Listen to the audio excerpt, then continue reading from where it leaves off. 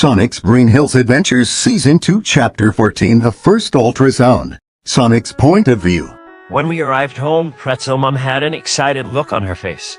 Hey Bo's, glad you were back. We have exciting news that's this weekend besides my first ultrasound. Pretzel Mom said as we followed her to the dining table. This got me and Shadow excitedly curious. Oh really? What is it? I asked excitedly as we began to eat. Rachel and Jojo are finally moving to Green Hills. Pretzel Mom said happily, and this made me and Shadow gasp. That's great, we're helping them move in, right? I asked hopefully. Yep, they'll be here Sunday morning. My ultrasound is Saturday afternoon. Pretzel Mom replied happily. Well, I hate to dampen the mood, but there's something we have to tell you. Well, I confessed my feeling to Marina, and she feels the exact same way. So then we kissed, and it caused this symbol and these scratches to disappear, but obviously only temporarily. Sim asked the tallest about it and told us why that happened. I have to be possessed when she kisses me so that the verse and its darkness is removed from me all at once. I said nervously, for I knew they'd freak out.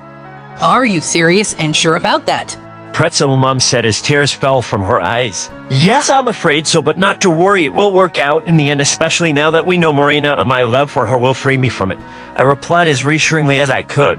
Thankfully, they all calmed down. Sim's Point of View. I was just about to call it a night when my computer stopped me.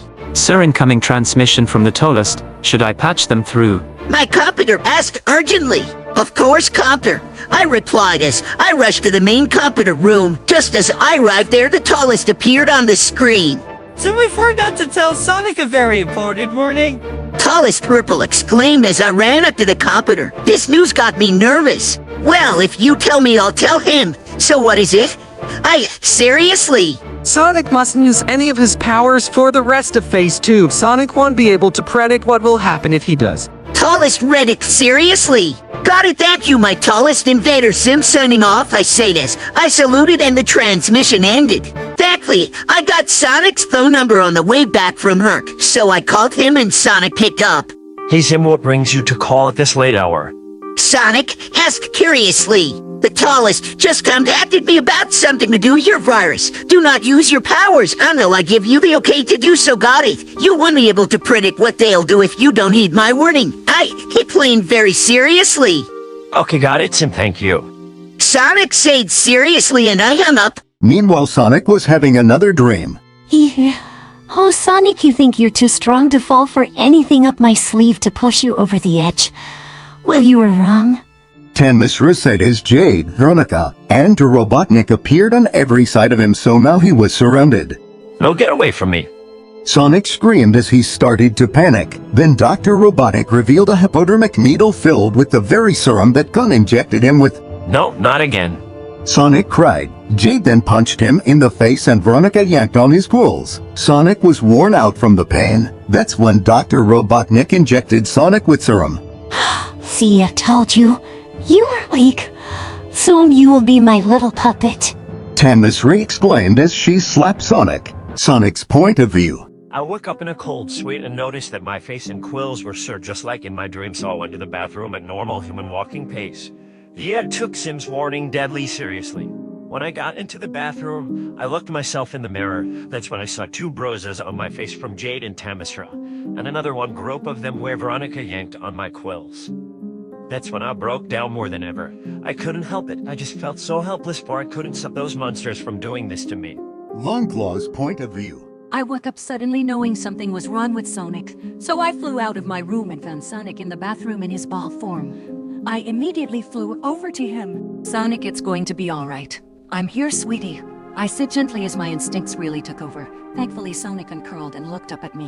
While Longclaw was awful, all my enemies surrounded me and hurt me.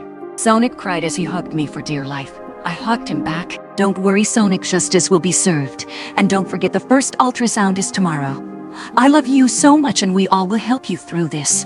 I told him, trying to cheer him up. You're right, Longclaw, thanks. I needed that and I love you too.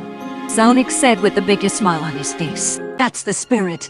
Well, let's get you back to bed, I said lovingly in relief. Sonic nodded and we headed to his bedroom where I watched over him until he was asleep peacefully. Sonic decided to no longer weigh the bandages since his stomach wounds have scarred over it, then walked downstairs to see Shadow wagging his tail in excitement for Maddie's first ultrasound.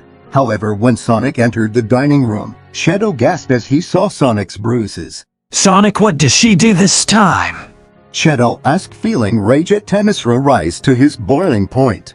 She slapped me, Jade, punched me, Veronica yanked on my quills, and then Eggman injected that serum into me. Sonic replied shakily. Shadow's jaw dropped, for he wasn't expecting to hear that Temesra's always helped her while in Sonic's dream like that. Shadow immediately but carefully hugged Sonic. Don't worry, Sonic. Marina will be able to save you when the time is right. Remember. Shadow said reassuringly. Well, that reminds me, I have a song to write to celebrate the start of my relationship with Marina. Sonic replied happily. Oh, and Zim said I can't use my powers for the time being. It's gonna take the whole morning to write. Sonic added sheepishly. Huh? Really? Well, I'll help you out with the power thing when it comes to your lighting in dark Sonic forms. Shadow offered happily. Thanks, Shadow, I'd appreciate that. Sonic said happily as the family began to eat breakfast. 2 hours later, Sonic walked over to Shadow. Hey, Shadow, the song is finished, what do you think? Sonic asked as he handed Shadow the sheet music. Huh. It's beautiful, she'll love it. Who knew you were the romantic type? Shadow said casually. Thanks, Shadow, but I'll save it for Monday, since we're busy this weekend. Sonic said bashfully. Good thinking. Shadow said in agreement. Sonic's point of view. Finally, it was time to go to Pretzel Mom's first ultrasound, so we got in the car and headed to the hospital. When we got there, we had to wait a half an hour. It was already bad enough that I couldn't use my powers, but being the fastest thing alive comes with powerful impatience. Calm down, Sonic. We'll see our baby sibling soon enough. Shadow soothed playfully. Sorry, Shadow. This just comes with being the fastest thing alive. I just hope it's healthy, I said as I attempted to calm down. Maddie watches her. A nurse called and made me sigh in relief. Then we followed the nurse to the ultrasound room. Then another woman came in as the nurse left. Hello, Maddie. I'm Luna. I'll be your midwife. Now, please lay down in the future of your stomach and we begin. Luna said as Pretzel Mom did as instructed. Now, first let's check the baby's heartbeat. Alright, it sounds strong and healthy. Now the gel is cold, so brace yourself. Luna said right before putting this strange gel on Pretzel Mom's stomach. Pretzel Mom let out a shiver as Luna did this. Then Luna turned on a monitor and rolled the monitor stick on Pretzel Mom's stomach and images appeared on the monitor.